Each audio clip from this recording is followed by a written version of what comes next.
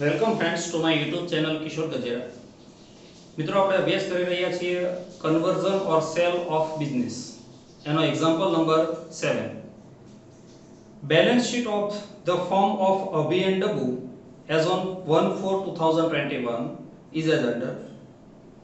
Land building, machines, furniture, ડેપ્ટર, stock આટલું રિયલાઇઝેશનમાં ડેબિટ સાઇડ. બેંક બેલેન્સ નવી કંપની લેતી હોય તો રિયલાઇઝેશનમાં, ન લેતી હોય તો બેંક અકાઉન્ટમાં. Capital Abhi and Dabu capital અકાઉન્ટની credit side opening balance. General reserve પણ કેપિટલ અકાઉન્ટની ક્રેડિટ સાઇડ નફા નુકસાનના પ્રમાણમાં ફાળવી દેવાનું. લોન ફ્રોમ અભી એટલે આપણે એક અભીની લોનનું અકાઉન્ટ બનાવ્યું છે, એની credit side opening balance. Creditors and bills payable બંને લાયબિલિટી છે, રિયલાઇઝેશનની credit side. Harsh limited was incorporated for conversion of the firm into a company. પેઢીનું કંપનીમાં રૂપાંતર કરવા માટે નવી કંપની હર્ષ લિમિટેડની સ્થાપના કરવામાં આવી.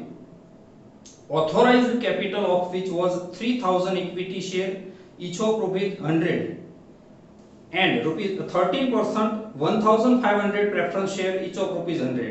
આ છે ઓથોરાઇઝ્ડ કેપિટલ એટલે સત્તાવાર મૂડી. આટલી કેપિટલ હર્ષ લિમિટેડને બહાર પાડવાની સત્તા છે, આની આપણે કોઈ જરૂરિયાત નથી, એટલું યાદ રાખજો. Conditions for conversion from partnership firm into a company were as under. Conditions નીચે આપી છે. નંબર 1, Harsh limited took over all the assets as under. Harsh limited બધી જ મિલકત નીચેની કિંમતે લઈ લેશે. Machine, land building, goodwill and remaining assets at their book value. All the assets નો મતલબ કરવાનો તમારે બેંક બેલેન્સ ઓલસો, એટલે આટલી એસેટ લેશે. Second, Harsh limited also took over all the liabilities other than Abhi's loan. એક અભીની લોન નહીં લે એટલે એનું આપણે અકાઉન્ટ બનાવ્યું છે, એ સિવાયની બધી જ લાયબિલિટી, એટલે એ સિવાય બે વધે છે, creditors and bills પેયેબલ.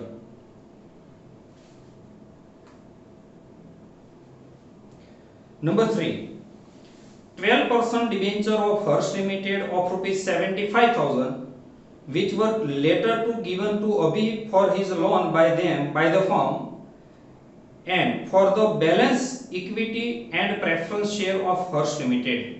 Purchase price પેટે શું આપશે? એક તો 75,000 ના ડિબેન્ચર આપશે, જે ડિબેન્ચર તમારે પછીથી અભીને લોન પેટે આપી દેવાના, અને બાકીની રકમ ઇક્વિટી અને પ્રેફરન્સ શેર વચ્ચે 2:1 પ્રમાણે ફાળવી દેવાની. હવે આ કેટલી ઇક્વિટી અને કેટલી પ્રેફરન્સ એ નથી આપ્યું, એટલે અહીંયા તમારે મેથડ નેટ એસેટનો ઉપયોગ કરવો પડે. Prepare accounts in the books of the firm, realization account. Second, partners capital account. Third, Hearst Limited, Abhi's loan, Hearst Limited's equity share, preference share and debenture account. મિત્રો, અહીંયા બેંક અકાઉન્ટ બનતો નથી, કારણ કે કોઈ પણ એન્ટ્રી બેંક અકાઉન્ટમાં આવતી જ નથી. તમે જોયું હશે અત્યાર સુધીમાં તો કોઈ એન્ટ્રી બેંક અકાઉન્ટમાં આવે એવી એન્ટ્રી જ નથી, એટલે છેલ્લે ફાઇનલ કેપિટલ અકાઉન્ટ ક્લોઝ થઈ જશે.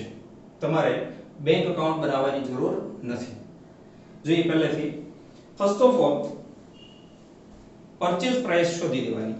આપણો જે ક્રમ છે એ ક્રમ જળવાઈ રહેવો જોઈએ. ટેકન એસેટ્સ માં machines 37,500,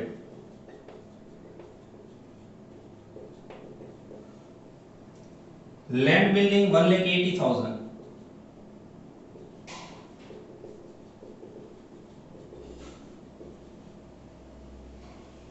goodwill 97,500,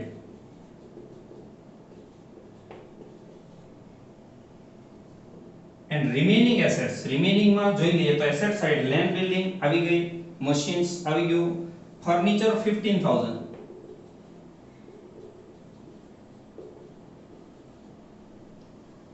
debtors 97,500, stock 60,000 and bank 30,000.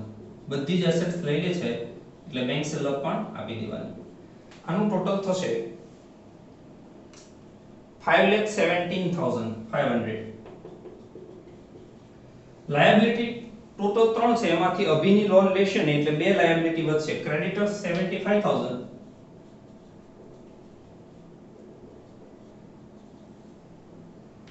and bills payable 30,000, 1,05,000 minus કરો એટલે પરચેઝ પ્રાઇસ મળે 4,12,500.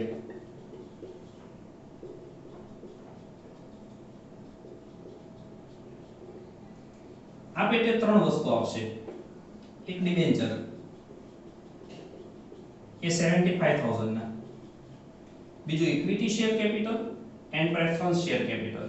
આનો રેશિયો રહેશે 2:1. એટલે તમારે શું કરવાનું, આ 4,12,500 માંથી 75,000 માઈનસ કરવાના, પછી જે વધે એને 2:1 પ્રમાણે ફાળવી દેવાના. એટલે 2,25,000 ના ઇક્વિટી શેર આપશે અને 1,12,500 ના પ્રેફરન્સ શેર આપશે. આવી રીતે ત્રણ વસ્તુ પરચેઝ કન્સિડરેશન પેટર્નમાં છે. એસેટ સાઇડ થી શરૂ કરીએ તો realisation account debit to sundry assets account, realisation ની debit side to assets account. અહીંયા તમારે બધી જ એસેટ જે એસેટ સાઇડ આપી છે એ બુક વેલ્યુ પ્રમાણે લખી દેવાની. Land building 1,12,500,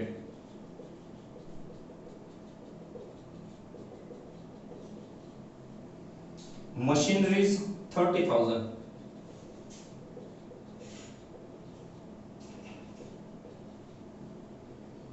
furniture 15,000,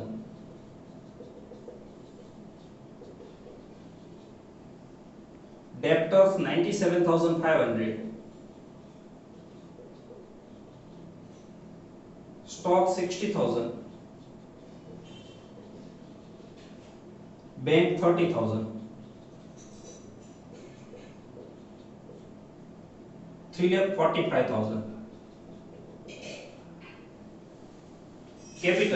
Capital account ની credit side by balance BD 75 and 75,000. General reserve A capital account ની ક્રેડિટ સાઇડ તમારે ફાળવી દેવાનું નફા નુકસાનના પ્રમાણમાં. અહીંયા તમને પ્રોફિટ શેરિંગ રેશિયો આપ્યો નથી એટલે સરખો સમજવાનો, તો બંનેને 7,500. લોન ફ્રોમ અભિની લોનની credit side by balance BD 75,000. Creditors and bills payable realisation ની credit side by liabilities account. Creditors 75,000, bills payable 30,000, 1,05,000. Balance sheet પૂરું થાય પછી પરચેઝ પ્રાઇસ ની બે એન્ટ્રી. એક જે 4,12,500 છે, હર્ષ ટુ રિયલાઇઝેશન, તો અહીંયા લખીએ ટુ રિયલાઇઝેશન અકાઉન્ટ.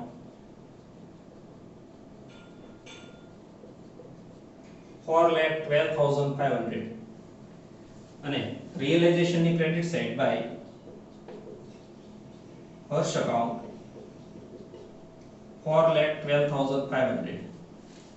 બીજું આ ત્રણેય account debit to Harsh account, એટલે ઇક્વિટી શેર ની debit side to Harsh account 2,25,000, preference share ની debit side to Harsh account 1,12,500, debenture ની debit side to Harsh account 75,000. ત્રણેયની બીજી એન્ટ્રી જાય હર્ષની credit side by equity share capital account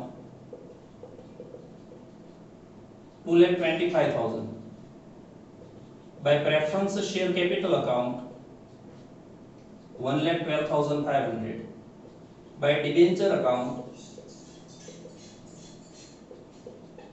75,000, total 4,12,500.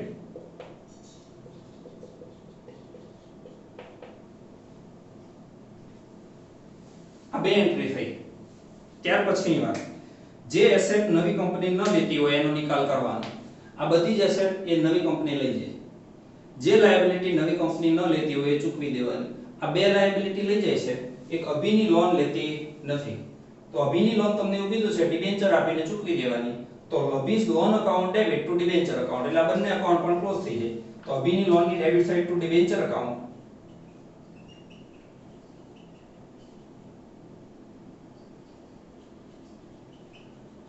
75,000 અને ડિબેન્ચરની credit side by Abhi's loan account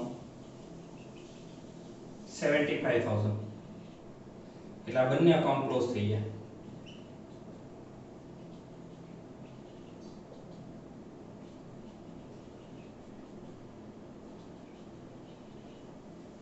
ત્યાર પછી જો કોઈ ડિસોલ્યુશન એક્સપેન્સીસ આપ્યો હોય તો એ ડિસોલ્યુશન એક્સપેન્સીસ ચૂકવી દેવાનો.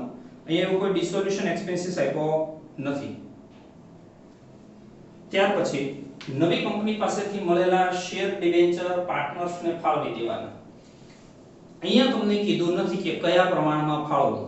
તો નિયમ કે કેપિટલ અકાઉન્ટની ક્લોઝિંગ બેલેન્સના પ્રમાણમાં ફાળવવાનું. તો એના ક્લોઝિંગ બેલેન્સ શોધવા માટે પહેલા રિયલાઇઝેશનનો પ્રોફિટ શોધવાનો અને એ અહીંયા લાવવાનો.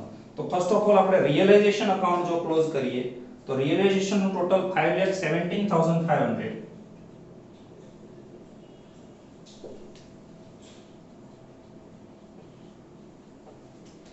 એનો ડિફરન્સ આવશે 1,72,500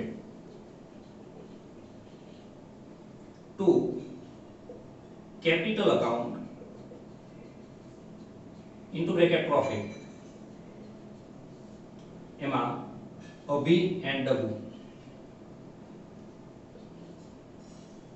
એટલે બંનેને આવશે 86,250.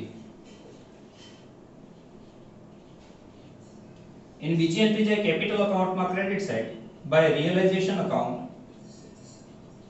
86,250.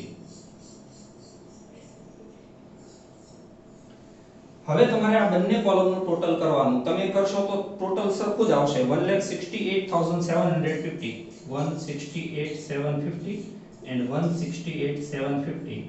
આનો રેશિયો કાઢો તો 1:1 સરખો આવે. તો એનો મતલબ એવો થાય કે આ બંને સરખા પ્રમાણમાં પાર્ટનર્સને ફાળવી દેવાના. આ નિયમ બરાબર સમજો. આ બીજી વખત આવે છે. એક વખત પેલો ABC વાળો સમ હતો એમાં પણ હતો.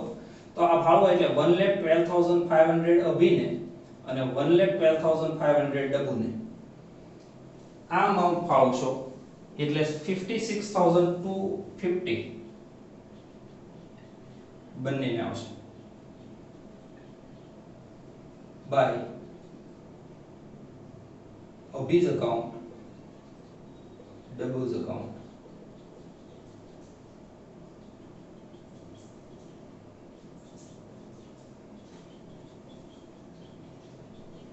આનું ટોટલ કરશો તો 2,25,000. આનું ટોટલ આવશે 1,12,500.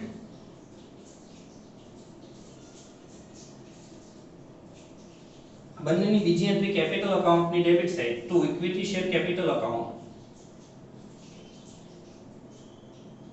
1,12,500 1,12,500 to preference share capital account 56,250 and 56,250. હવે જો તમે કેપિટલ અકાઉન્ટનું ટોટલ કરશો તો બંને બાજુ સરખું થઈ જશે. એટલે આનો પણ કોઈ ડિફરન્સ તમારે બેંક અકાઉન્ટમાં લઈ જવાનો આવતો નથી.